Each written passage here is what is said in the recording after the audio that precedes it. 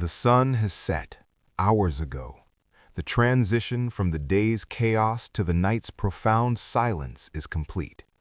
We stand in the center of the world, in the Roman Forum, the very heart of the empire. During the day, this place was a swirling vortex of law, finance, and politics. Now it is a vast, open-air vault of stone and shadow. The great structures that defined the day, the basilicas where judges held court, the rostra where orators shouted their arguments, are now merely monumental shapes, heavy and motionless against the black sky. Look at the columns of the Temple of Saturn. They rise up slowly from the marble pavement. They are cracked, worn, and ancient, and they bear the weight of their own history. In the dark, their fluting seems to absorb the light, making them look like immense vertical shadows anchored to the earth. They have stood here for centuries. They do not move. They do not rush. They simply exist, embodying stillness. The ground beneath your feet is the sacred way, the Via Sacra. It is paved with large, irregular blocks of basalt, smoothed by the passage of countless feet, chariots, and triumphal processions. Now the basalt is cold. It radiates a low, dry chill, a tactile reminder of the earth's indifference to the small dramas of mankind. A light breeze, perhaps, stirs a single dry leaf across the marble steps of the temple of Castor and Pollux. The sound is soft, a dry, whispering scratch against the polished stone. Shh, shh. And then silence reclaims the space. This is the quiet of ultimate power resting. The city that commands the world is now quieted, bound by the universal law of rest. Chapter 2. The Sentinel Hill, the Capitoline. We turn our gaze upward toward the most sacred and politically important of the 7 hills, the Capitoline. It rises sharply, a sheer, dark mass dominating the forum below.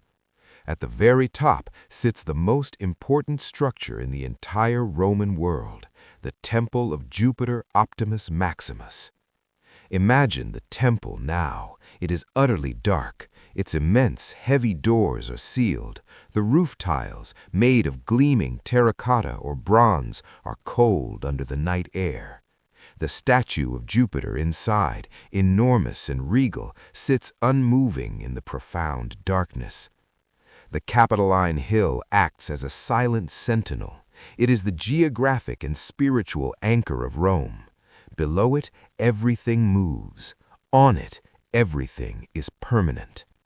The only sound that might reach us from the hill is the faint, almost imperceptible clink of a centurion's armor. A small mandatory guard detail is stationed near the citadel. Their duty is boring. They stand in the cold, their vigilance a monotonous task. Standing, waiting, listening to the silence they are paid to protect. The centurion's breathing is slow and deep. The sounds of their heavy leather straps adjusting are soft and rare. This is not the sound of war.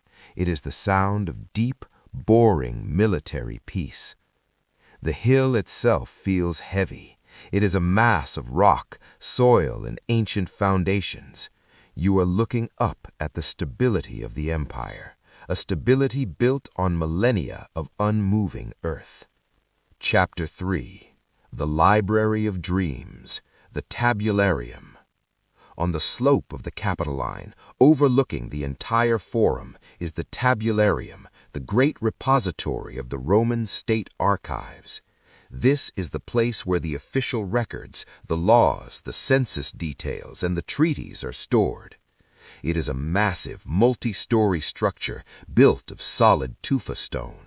Its walls are immensely thick, designed to withstand fire, theft, and the ravages of time itself. Imagine stepping inside this silent administrative vault. The air is cool and dry. The only scent is that of old parchment, dry wood, and perhaps a faint, musty age. The scrolls are stored in wooden pigeonholes and on long, deep shelves. Thousands upon thousands of documents, each representing a decision, a life, a tax, or a war. Now every single scroll is silent.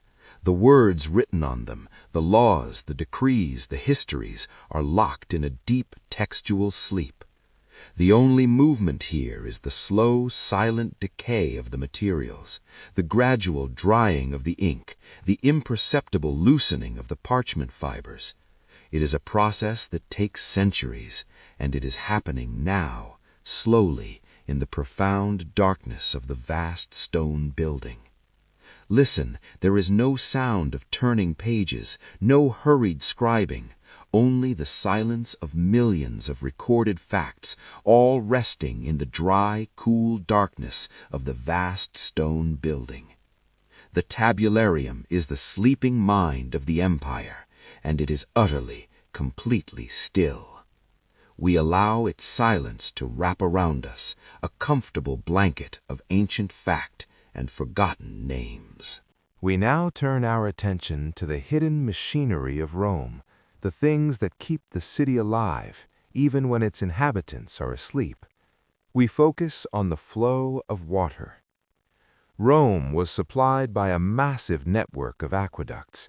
These were not just channels, they were vast horizontal rivers running high above the ground and deep beneath it, constantly feeding the city. Imagine the water moving now at this very moment in the blackness. High up on the arched structures or deep within the covered tunnels, the water flows. It is a slow, steady, and relentless current. The sound of the water is muffled by the stone, but if you stood near a main intake point, you might hear a low, constant gurgle and hiss, the sound of millions of gallons of mountain spring water being pulled by gravity toward the city center. This water has traveled miles, running in the dark, cool tunnels for days, and now it flows without pause. The sound is one of continuous service. It does not stop for night or day, for celebration or war. It is the purest sound of mechanical predictability. Flow, flow, flow. This water fills the castella, distribution tanks on the hilltops, and from there it silently moves down through lead pipes, under the streets, feeding the public fountains and private villas. The entire system is a silent hydraulic engine, working flawlessly in the dark, giving the sleeping city life without demanding any conscious effort. Chapter 5. The Silent Tides, the Cloaca Maxima. Just as the fresh water flows in, the wastewater must flow out. Deep beneath the streets and forums of Rome lies the Cloaca Maxima, the Great Sewer. This is a massive, vaulted, underground tunnel built of heavy, ancient stone, and it carries the city's effluent silently toward the Tiber River. This is the hidden, dark underbelly of the Roman system. It is a permanent underground river of waste. In the dead of night, the flow through the Cloaca Maxima is at its lowest, quietest ebb. The great volume of water used during the day for the public baths, the latrines, and the fountains has mostly passed. Now there is only a slow, sluggish, and profound silence within the tunnels. The water level is low. The sound is not a rush, but a slow, viscous slosh, a heavy movement of liquid against the ancient curved stone. Imagine the immense, smooth, wet blocks of the tunnel walls.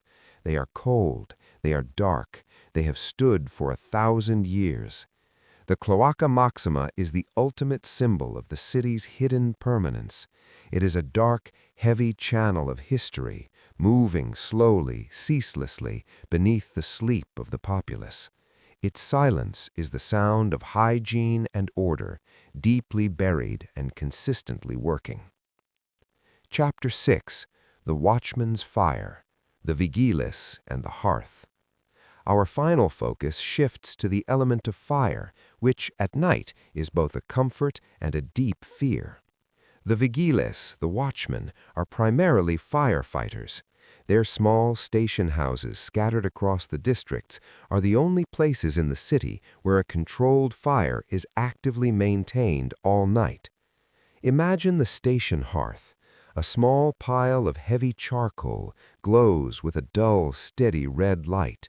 There is no large flame, just the continuous, slow radiance of heat. The sound of this fire is the softest, most reassuring sound of all. The occasional faint tink as a piece of charcoal settles, and the almost silent whisper of the oxygen being consumed. The men of the vigiles sit near this warmth, perhaps taking a short supervised nap. Their breathing is slow and regular. This hearth is a small, quiet, controlled center of energy in the massive, cold, sleeping city. It represents a promise that life continues, that warmth is near, and that a watch is being kept. The red glow is soft. The air is warm. The sound is a low, continuous sigh. We rest now in the silence of the massive stone city, held by the gentle flow of water and the quiet presence of the unseen fire. Everything is still. Everything is predictable. Everything is safe.